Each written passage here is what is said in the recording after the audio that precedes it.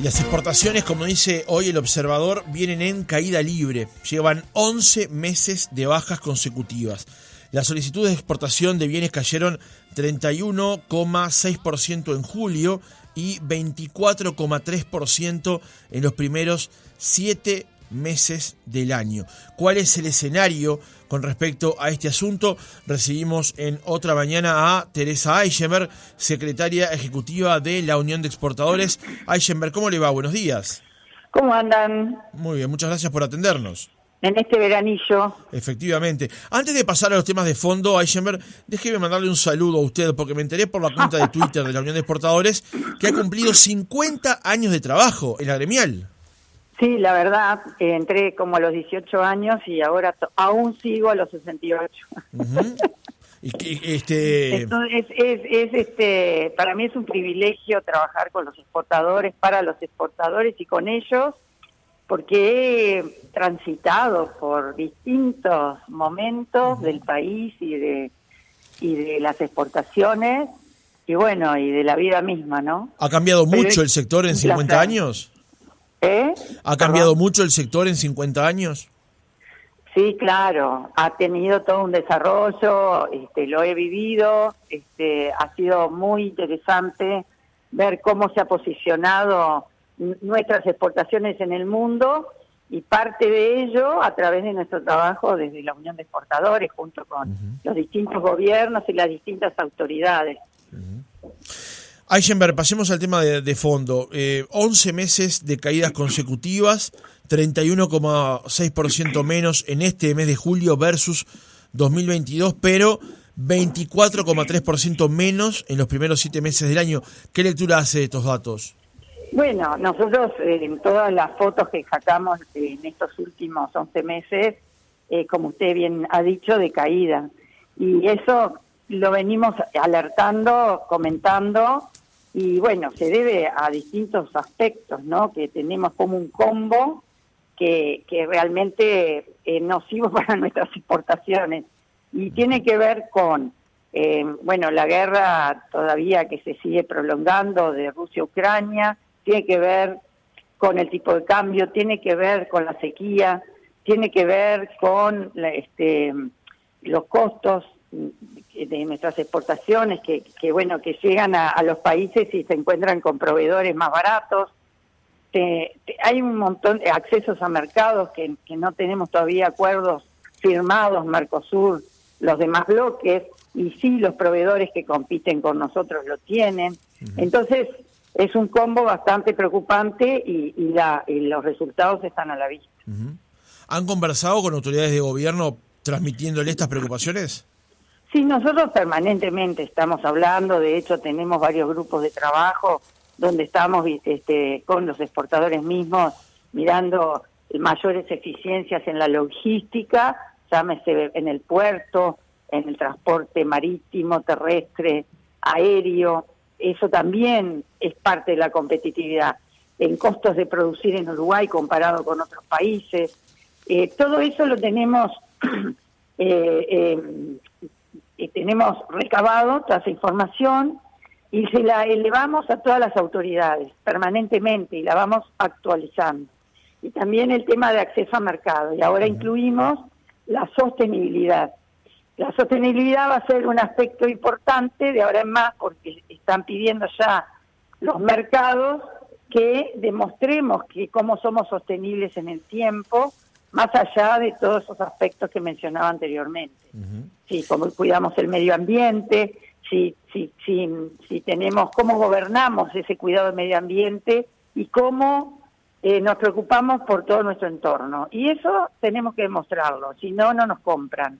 Entonces, bueno, las empresas por lo pronto están conscientes de eso y están trabajando, y desde la Unión de Exportadores los estamos ayudando a caminar y a transitar por ese camino, porque si bien hay empresas grandes que ya les están exigiendo, los proveedores también van a tener que seguir ese camino. Entonces, a los proveedores que a veces no son exportadores de esas empresas, también los estamos ayudando a transitar por la certificación verde. Eisenberg, ¿cuáles han sido en estos 11 meses de caídas los sectores más afectados, los que menos han podido exportar o los que se ha notado más justamente esa deficiencia? Y bueno, desde el punto de vista de los productos exportados medidos en dólares, en julio la caída se explicó principalmente por soja, menos soja, que generalmente la soja hace mucho volumen, cuando está en plena cosecha y una cosecha buena y sin todos estos problemas, que por ejemplo esa soja se redujo a la sexta parte de lo exportado en julio del 2022, debido, como todos saben, a los efectos de los menores precios internacionales, además de eso, y la sequía. Después la carne continúa en caída, que siempre está dentro de los primeros en el ranking de los productos, pero mantiene el primer lugar en el ranking por menores colocaciones en China, Países Bajos e Israel.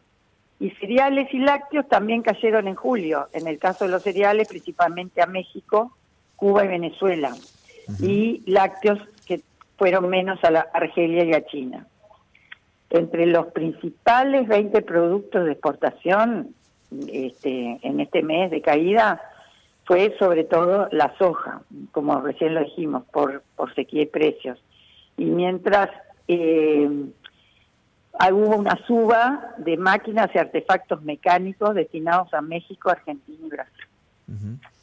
Eichenberg, en el cuadro 4, donde se presentan las solicitudes de exportaciones de bienes acumuladas en el año, en millones de dólares, se advierte que en los primeros meses de este año el principal socio comercial de Uruguay viene siendo Brasil, que tuvo un peso del 20,47%.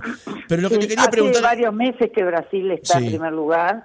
Porque... Pero permítame, le quería preguntar lo siguiente, porque si uno lee los 10 primeros, exceptuando las 3 zonas francas que se advierten, Nueva Palmira, Punta Pereira y Fray Bentos, de todos estos socios, Uruguay solo tiene acuerdos comerciales, porque integramos el mismo bloque con Brasil y con Argentina. No tenemos con China, con Estados Unidos, ni con Turquía y con Países Bajos. Tenemos un acuerdo con Chile, pero es muy específico además. Sí, y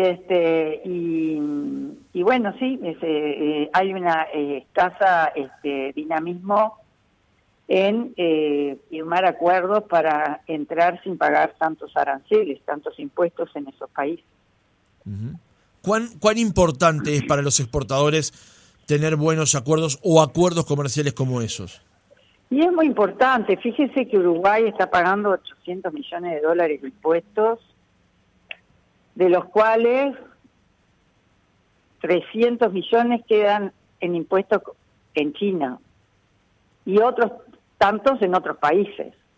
Y que nosotros queremos a través de estos acuerdos comerciales el poder disminuir esos impuestos para entrar en esos países, porque siempre quedamos de desventaja con otros proveedores que buscan el mismo mercado. Entonces es re importante continuar. Si nosotros conversamos con el gobierno procede, ha intentado incluso a través de una carta de intención integrarse al Transpacífico.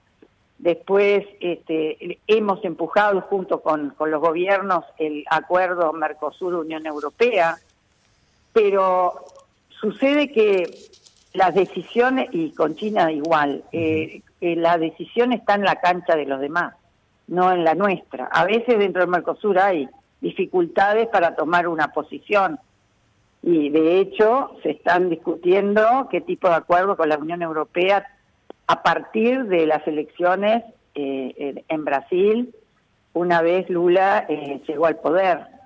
Entonces, no depende tanto de nosotros, sino depende de los demás, los tiempos que le dedican a firmar acuerdos que beneficien al país. Nosotros estamos en el Mercosur, vamos por los tiempos que pone la Unión Europea o en este momento Brasil o Argentina. Y también con China los tiempos los dispone el gobierno chino.